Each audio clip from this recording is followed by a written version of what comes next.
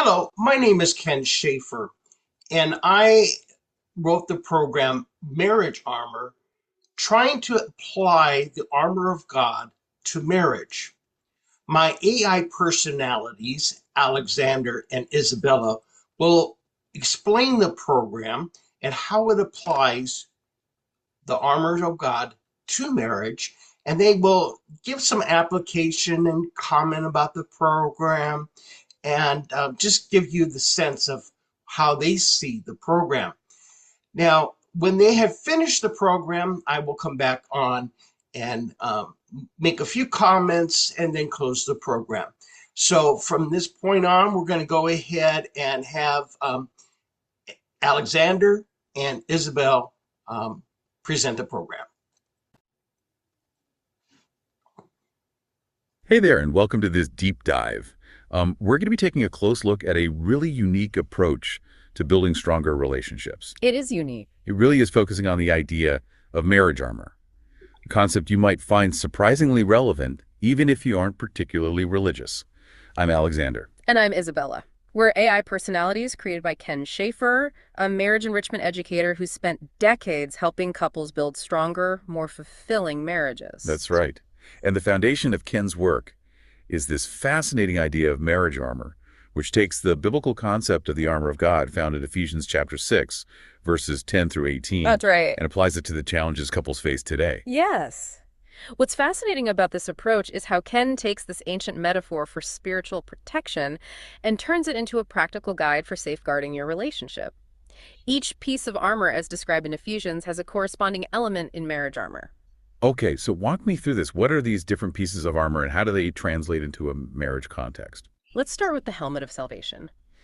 In marriage armor, this becomes the helmet of the marriage covenant. It's about recognizing the depth of your commitment, viewing your marriage as a sacred bond, not just a casual agreement. So instead of protecting your mind from doubt, it's about protecting your commitment to the marriage itself. I like that. What about the breastplate of righteousness? That transforms into the breastplate of commitment, safeguarding your heart, metaphorically speaking, and symbolizing the unwavering dedication to your spouse through the highs and lows that inevitably come in any long-term relationship. It seems like it's about going beyond those fleeting feelings and basing the relationship on something much more solid, a conscious choice. Exactly. Then we have the belt of truth, which remains the same in marriage armor. Honesty and authenticity are the bedrock of any strong relationship, wouldn't you agree? Absolutely. Being able to truly be yourself with your partner is so important. And what about those feet fitted with the gospel of peace that are mentioned in Ephesians chapter 6, verse 15? How do those translate in marriage armor? They become feet prepared for speaking lovingly. Instead of spreading the gospel, it's about fostering peace within the relationship through kind and compassionate communication. That makes a lot of sense. It's not just about avoiding arguments, but actually being prepared to have difficult conversations with grace and understanding. Right. And choosing words that build up your partner rather than tear them down. Now, this next one is particularly interesting, especially in the context of today's deep dive. The shield of faith in Ephesians becomes the shield of faithfulness in marriage. That seems particularly relevant to our discussion today. So how does a shield that protects against spiritual attacks translate into a tool for building a stronger marriage? Well, think of it this way. Just as a shield protects a warrior from arrows, the shield of faithfulness is about proactively guarding your marriage against anything that could threaten its integrity, both in the present and the future. So it's not just about reacting to problems after they arise, but actively creating a strong defense against potential threats. Precisely. It's about recognizing those fiery darts, as Ken calls them, that could weaken your bond, and taking proactive steps to deflect them. That's a powerful image. So what are some examples of these fiery darts that the shield of faithfulness is meant to guard against? What are the kinds of things that could jeopardize a marriage? Ken points to several potential threats, some internal, some external. There's societal pressure that often undermines traditional values, not to mention media that can distort perceptions of love and commitment. It sounds like even the opinions and influences of friends and family, even well-meaning ones, could fall into this category. Absolutely. Sometimes even those closest to us can unintentionally say or do things that chip away at our relationship. The shield of faithfulness is about creating a barrier against all these negative influences, whether subtle or overt. I see what you mean. It's about being mindful of who you surround yourself with and what you allow into your mental and emotional space. Exactly. It's about creating a positive and supportive environment for your relationship to thrive in. Now, this is where it gets really interesting. The shield of faithfulness isn't just about fending off external attacks. It's also about making deliberate choices that reinforce your commitment. Okay, I'm curious. What are some practical steps couples can take to build up this shield? One of the most important things is being intentional about the company you keep. Are your friends supportive of your marriage, or do they subtly undermine it with their own choices or words? That's a really good point. It's easy to overlook the impact our social circle can have on our relationship. And it's not about cutting people out of your life necessarily, but being mindful of the influences they bring. You might also consider setting boundaries in relationships with people of the opposite sex, even if those relationships seem perfectly innocent. So it's about recognizing those situations that, while maybe not immediately problematic, could potentially lead to compromise down the road. Exactly. It's about playing the long game, thinking about not just today, but also the years ahead. You're building that fortress of faithfulness, brick by brick, so to speak. I'm starting to see how this metaphor really works. It's about being proactive and thoughtful, not just reactive. Exactly. And there's another really interesting aspect to the shield of faithfulness that Ken emphasizes. He talks about the connection between speaking positively about your spouse and relationship and actually strengthening your faithfulness. That's interesting. I can see how negativity could erode a relationship, but how does speaking positively actually build up this shield? Well, imagine you're constantly criticizing or complaining about your partner to others. What message are you sending, not just to them, but to yourself? I guess you're kind of planting seeds of doubt and Yes. discontent both in their mind and your own. Exactly. Hmm. On the other hand, when you intentionally speak well of your partner, you're affirming your commitment both to them and to yourself. It's like you're reinforcing that bond, making it stronger with every positive word. I see what you mean. It's about making a conscious choice to focus on the good, even when things are tough. Precisely. And remember, the sword of the Spirit in Ephesians becomes the sword of courage in marriage armor. So it's about having the courage to stand up for your marriage, to address issues head on, and not be afraid to speak the truth, even when it's difficult.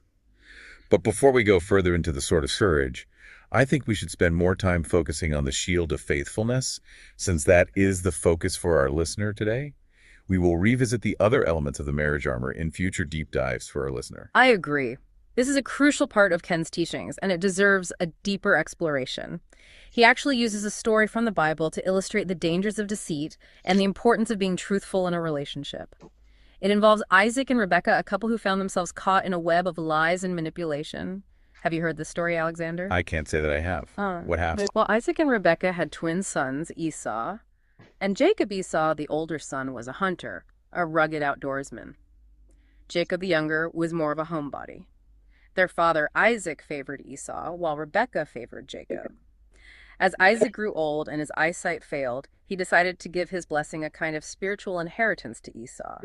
But Rebekah overheard this and devised a plan to trick Isaac into giving the blessing to Jacob instead. Oh, wow. That sounds like a recipe for disaster. It certainly was. Rebekah dressed Jacob in Esau's clothes and covered his hands and neck with goat skins to mimic Esau's hairy skin. Then she sent Jacob to Isaac with a bowl of stew that she had prepared, pretending to be Esau. Isaac, blind and deceived by the disguise, gave the blessing to Jacob, believing he was Esau. That's a powerful story. Even though it happened centuries ago, it feels incredibly relevant to modern relationships. Absolutely. It highlights the devastating consequences that can arise from a lack of truthfulness in a marriage. It's like those fiery darts we were talking about earlier. Deceit can really pierce the heart of a relationship. Exactly. And this story shows how deceit can not only hurt the person being deceived, but also the deceiver and those around them. The web of lies that Rebekah created caused a rift in her family that lasted for years. It's a cautionary tale about the importance of honesty and transparency in building a strong and lasting marriage. What do you think our listeners should take away from this story, Isabella? I think it's a reminder that even small acts of dishonesty can have a ripple effect, eroding trust and damaging the foundation of a relationship. Yeah. It's a call to be intentional about cultivating honesty and integrity in our interactions with our partners. And it's a reminder that the truth, even when it's difficult, ultimately sets us free. Those are wise words, Isabella. I think you've really hit on something important here. The shield of faithfulness isn't just about avoiding temptation. It's also about creating a culture of honesty and transparency within our marriages. Precisely. It's about making a commitment to truth-telling, both big and small, and creating a safe space where both partners feel comfortable being vulnerable and authentic. So how can couples start to build this kind of culture of honesty? What are some practical steps they can take? Well, one of the most important things is to make sure you're communicating effectively with each other. That means listening attentively, being open to feedback, and being willing to share your own thoughts and feelings honestly and respectfully. It sounds like it's about creating an environment where it's safe to be vulnerable, where you know you're not going to be judged or criticized for sharing your true self. Exactly. It's about building a foundation of trust and mutual respect. And it's also about being proactive about addressing any issues that arise rather than sweeping them under the rug. So if there's something bothering you, it's better to bring it up sooner rather than later, even if it's uncomfortable. Absolutely. The longer you wait, the more likely it is that resentment will build and the problem will escalate. It's much easier to address issues when they're small and manageable than to wait until they've become major sources of conflict. That makes a lot of sense. So the shield of faithfulness is about more than just avoiding infidelity. It's about creating a culture of honesty, transparency, and open communication within our marriages. It's about building a fortress of faithfulness, brick by brick, through our words and actions, both big and small. Exactly. And it's about remembering that the truth, even when it's difficult, is always the best policy. This has been a truly enlightening discussion, Isabella. I think we've gained a much deeper understanding of the shield of faithfulness and its relevance to building strong and lasting marriages. I agree. It's clear that this concept has the potential to transform relationships and create a more solid foundation for love and commitment. I'm already starting to see areas where I could be more intentional about building up my own shield and creating a more honest and open environment in my relationship. That's wonderful to hear, Alexander. And remember, it's an ongoing process. There will be times when you feel challenged, when you have to make tough choices, when you have to fight for your marriage.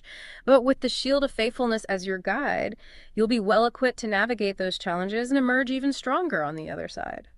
You've given us so much to think about today, Isabella. But before we move on, is there a final thought you'd like to leave our listener with, something to ponder as they reflect on what we've discussed? Absolutely. If the shield of faithfulness is about proactively protecting your marriage from internal and external threats, what are some specific shields why you can put in place in your own life? What choices can you make? What boundaries can you set? What actions can you take to strengthen your commitment and safeguard your relationship? And what steps can you take to foster a culture of honesty and transparency within your marriage? Those are powerful questions, Isabella. They really challenge us to take ownership of our relationships and make conscious choices that support love, faithfulness, and lasting connection. And they remind us that building a strong marriage is an ongoing process, one that requires attention, intention, and a willingness to put in the effort. Exactly. And remember, you don't have to do it alone. There are resources available like Ken Schaefer's Marriage Armor program that can provide guidance and support along the way. We'll be sure to include links to those resources in the show notes. In the meantime, stay tuned. We'll be right back after a short break to continue our exploration of the shield of faithfulness. You know, thinking about those shields we can put in place, it reminds me of something Ken often says in his teachings. He emphasizes that building a strong and faithful marriage isn't just about avoiding specific actions or situations. It's about cultivating a mindset, a way of thinking that prioritizes your relationship and reinforces your commitment. That makes sense. It's like having a strong internal compass that guides your choices even when you're faced with difficult decisions. Exactly. And one of the most powerful tools for cultivating this mindset is gratitude. When we focus on the things we appreciate about our partners and our relationships, it shifts our perspective. It makes us less susceptible to those fiery darts of discontentment or temptation. So instead of dwelling on what's missing or what we wish were different, we're actively choosing to appreciate the good that's already present in our lives. Precisely. And this practice of gratitude isn't just about feeling thankful internally. It's about expressing that appreciation to our partners, both through words and actions. When we regularly acknowledge and affirm the things we value about them, it strengthens our connection and creates a more positive and loving atmosphere in our relationship. It's like we're making deposits in the emotional bank account of our marriage, building up a reserve of goodwill that can help us weather the inevitable storms that come our way. That's a great analogy, Alexander.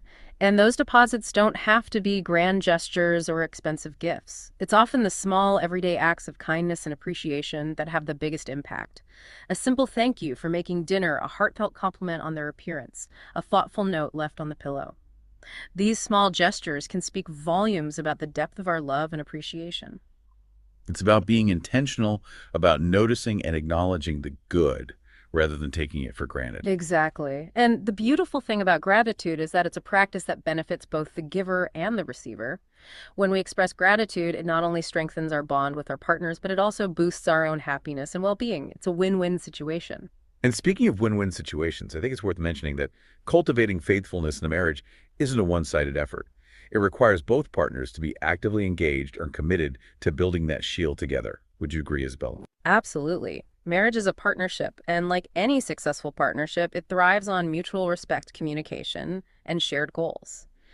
The shield of faithfulness is something that needs to be co-created with both partners contributing their unique strengths and perspectives. I love that idea of co-creating a shield. It suggests a sense of teamwork, a shared mission to protect and nurture something precious.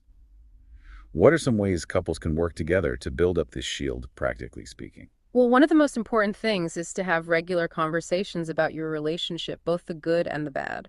Create a safe space where you can openly and honestly share your thoughts, feelings, and concerns without fear of judgment or criticism. So it's not about waiting until there's a problem to have these conversations, but making them a regular part of your relationship routine. Exactly. Think of it like a relationship checkup where you can take the temperature of your connection, celebrate your wins, and address any areas that need attention. These conversations don't have to be heavy or formal. You can make them a part of your everyday interactions, whether it's during dinner, on a walk, or just before bed. I like the idea of making these conversations casual and organic rather than feeling like a chore or an interrogation. What else can couples do to strengthen their shield of faithfulness together? Another powerful practice is to create shared rituals and traditions that reinforce your bond and remind you of your commitment to each other. This could be anything from a weekly date night to a special anniversary celebration, or even just a simple ritual of sharing a cup of coffee together each morning. These shared experiences create a sense of connection and belonging, strengthening your sense of we-ness as a couple. I love that idea of creating we-ness rituals. It's like weaving a tapestry of shared memories and experiences that strengthens the fabric of your relationship. Exactly. And don't underestimate the power of physical touch and affection. Holding hands, cuddling, kissing, these simple acts of physical intimacy release oxytocin, the bonding hormone, which helps to strengthen feelings of trust and connection. Make time for these moments of closeness, even if it's just a quick hug before you head out the door in the morning. It can make a big difference in how you feel about each other and your relationship. It's a reminder that intimacy isn't just about sex. It's about those small, everyday gestures of love and affection that say, I'm here for you, I see you, I care about you. Exactly. And these acts of physical touch don't have to be limited to romantic gestures. A playful back rub, a gentle arm around the shoulder, a warm embrace. These expressions of care and support can go a long way in strengthening your bond and fostering a sense of security within your relationship. You know, Isabella, as we're talking about these practical strategies for building the shield of faithfulness, I'm realizing that many of these ideas overlap with general relationship advice. It seems like the principles that contribute to a strong and faithful marriage are also the principles that contribute to a strong and healthy relationship overall. That's a great observation, Alexander, and it makes perfect sense when you think about it. Faithfulness at its core is about honoring our commitments and treating our partners with love, respect, and integrity. These are the same qualities that form the foundation of any successful and fulfilling relationship, regardless of whether or not it's defined by religious beliefs. I think that's an important point to highlight for our listener. The principles we're discussing today aren't just for those who subscribe to a particular religious doctrine. They're universal principles that can benefit any couple who is committed to building a strong and loving relationship. Absolutely. And I think that's one of the things that makes Ken's work so powerful. He's able to take these ancient teachings and make them relevant and accessible to a wide audience, regardless of their background or beliefs.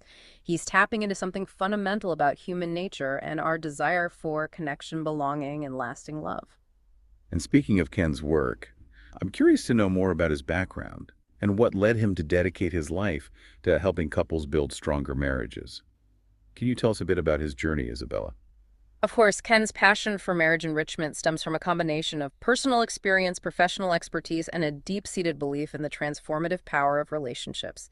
He's been married for over 47 years to his wife, and together they've navigated the ups and downs, the joys and challenges that come with building a life together. That's impressive.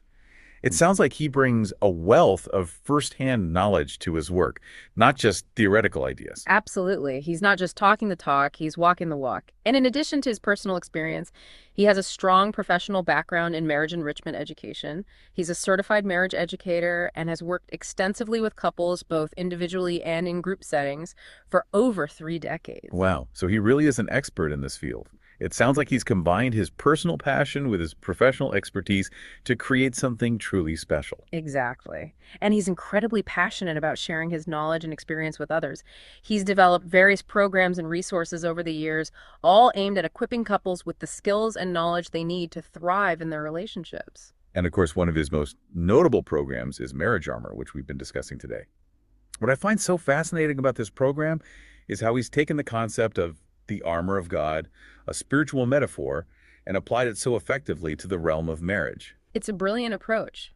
By drawing those parallels, he's able to tap into the power of that imagery and make these ancient principles relevant and accessible to modern couples. He's not just quoting scripture, he's interpreting it in a way that speaks to the hearts and minds of people today. And it's not just about theory. It's about providing couples with practical strategies they can implement in their daily lives.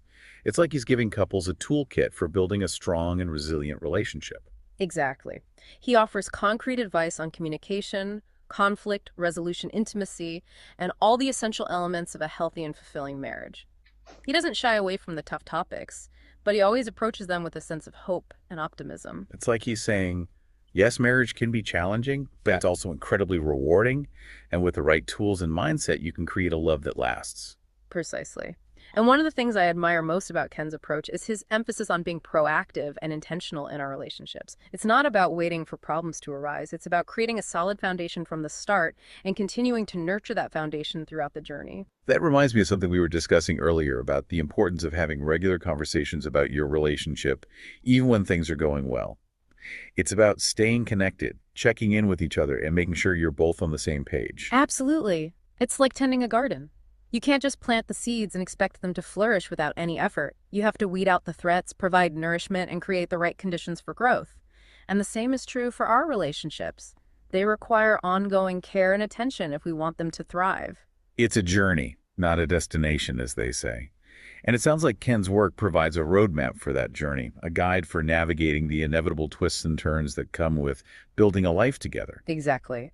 And I think that's why his teachings resonate with so many people. He offers a blend of timeless wisdom and practical advice, presented in a way that's both inspiring and empowering. Now, I understand that Ken has made some significant changes to his approach in recent years, particularly in light of the pandemic.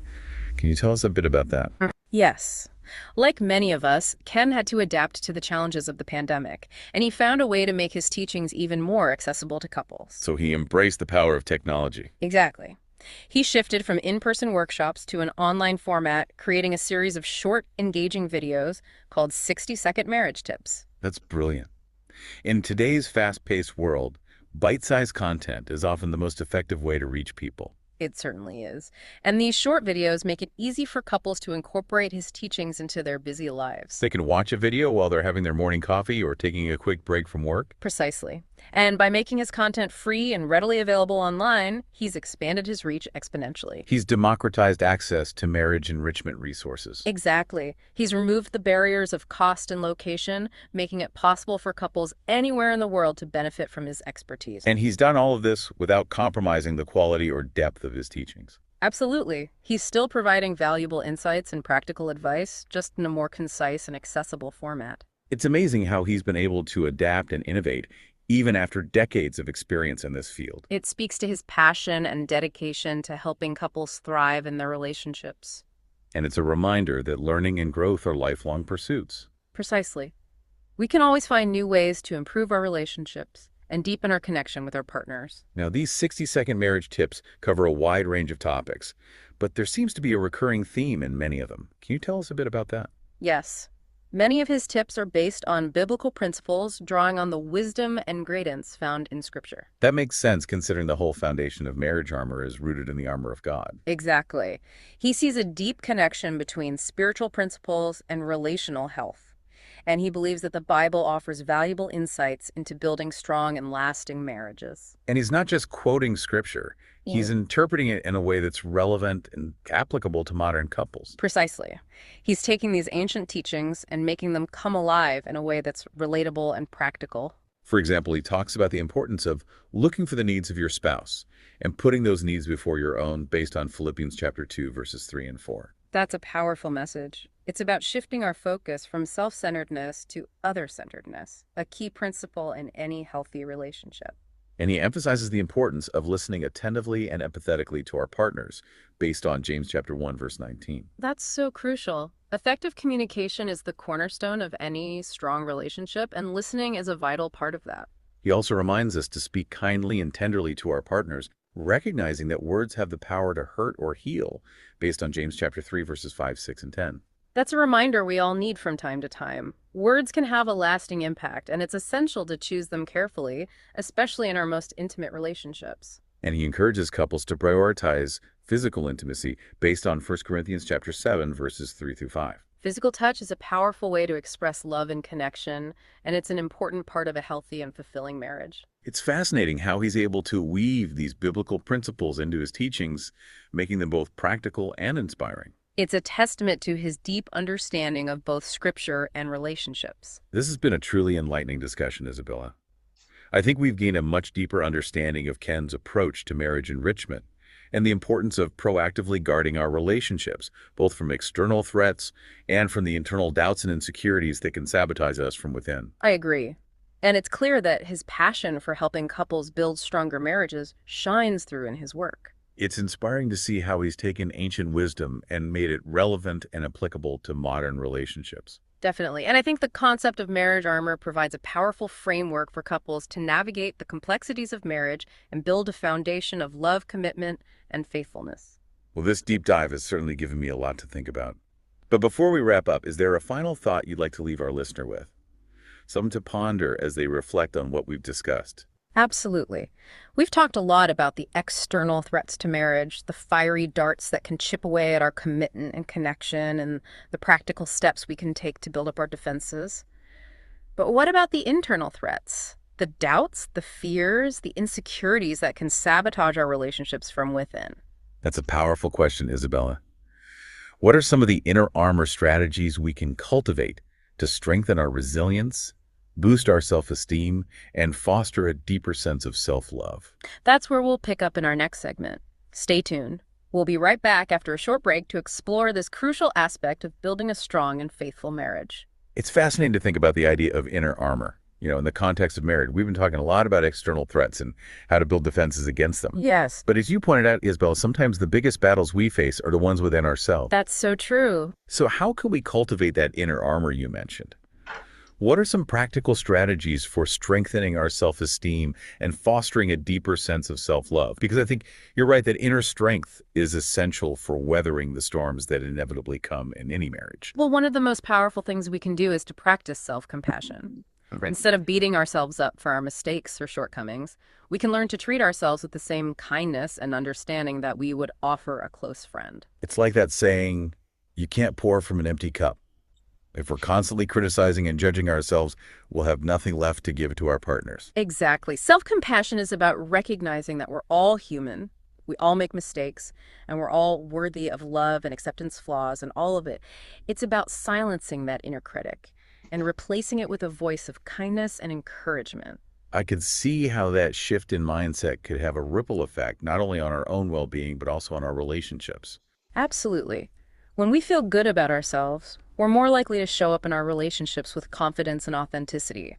We're less likely to take things personally or react defensively, and we're more open to giving and receiving love. It's like we're creating a more stable and secure foundation for our marriage, built on a solid sense of self-worth. Exactly. And self-compassion isn't just about being kind to ourselves and our thoughts. It's also about taking actions that support our well-being. This could include things like getting enough sleep, eating nourishing foods, moving our bodies in ways that feel good, spending time in nature, pursuing hobbies that bring us joy, or connecting with friends and family who uplift and inspire us. It's about recognizing that taking care of ourselves isn't selfish. It's essential. Precisely. It's about filling our own cups so we have something to offer to others. And what about boundaries? I know we talked about setting boundaries in relationships with people of the opposite sex as a way to protect our marriages from external threats. But do you think boundaries also play a role in cultivating that inner armor? Absolutely. Boundaries are essential for protecting our time, energy, and emotional well-being. They're about recognizing our limits and communicating those limits clearly and respectfully to others. So this could include things like saying no to requests that drain us, or setting aside time for ourselves to recharge and reconnect with our own needs. Exactly. And it's also about learning to set boundaries with our own negative thoughts and behaviors. This might mean catching ourselves when we start to engage in self-criticism or limiting our exposure to media or social media that triggers feelings of inadequacy or insecurity. I love that idea of setting boundaries with our own minds. It's about taking ownership of our mental and emotional space and choosing to cultivate thoughts and beliefs that support our well-being. Precisely. And it's not always easy. Our minds have a way of defaulting to familiar patterns, even if those patterns aren't serving us. But with practice and intention, we can learn to redirect our thoughts and create a more positive and supportive inner environment. So it's a journey just like building a strong and faithful marriage. It's about showing up for ourselves with the same commitment and dedication that we show up for our partners. Exactly. And remember, this journey of self-discovery and personal growth is a lifelong adventure. There will be ups and downs, challenges, and triumphs along the way. But with each step we take, we're becoming more resilient, more self-aware, and more capable of creating the kind of love we desire. This has been such an insightful and empowering conversation, Isabella. I feel like I've gained a whole new perspective on what it means to build a strong and lasting marriage, both from the outside in and from the inside out. I'm so glad to hear that, and I hope our listener is feeling inspired to embark on their own journey of strengthening their inner armor and creating a love that thrives. Thank you so much for sharing your wisdom and insights with us today, Isabella. It's been a privilege to deep dive into this topic with you. The pleasure has been all mine, Alexander. And to our listener, thank you for joining us on this exploration. May you find the strength, courage, and self-love to create a marriage that is truly fulfilling and resilient. Thank you for that, Alexander and Isabella. I wanted to make a few clarifying comments regarding what these talked about. And I do think it's important to know the background of the people who you listen to and know where they're getting their training from. So about 20 years ago, while being trained as a lay peer counselor at a large church, I felt God was calling me to marriage ministry, and more specifically to reduce the divorce rate among Christians. I enrolled in seminary. I completed about 40 units toward my master's in pastoral counseling and chaplaincy, Christian leadership. And before finishing that degree, I was hired by a nonprofit, Healthy Relationships California. Um, Prior to that, I had formed a nonprofit called Marry for Keeps, which we received 4 grants. Three of them were federal grants. Some of them were subawards, and then I got one foundation grant. This was to prepare me to and also to present marriage enrichment at churches.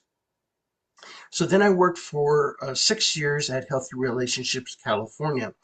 When I moved to Connecticut, um, I started doing marriage um, enrichment workshops at some churches, not through Healthy Relationships California. I was no longer employed with Healthy Relationships California when I moved to Connecticut. And so I did these workshops at churches where we would have to charge for the materials and things of that nature. And then the pandemic came on, and then I switched from doing these in-house workshops to these social media and YouTube channels, and formed the organization 60 Seconds to Enrich LLC. And so that gives you just a background on where I'm coming from regarding these programs. So I hope you enjoyed this program, and I hope you continue to tune in. Thank you so much.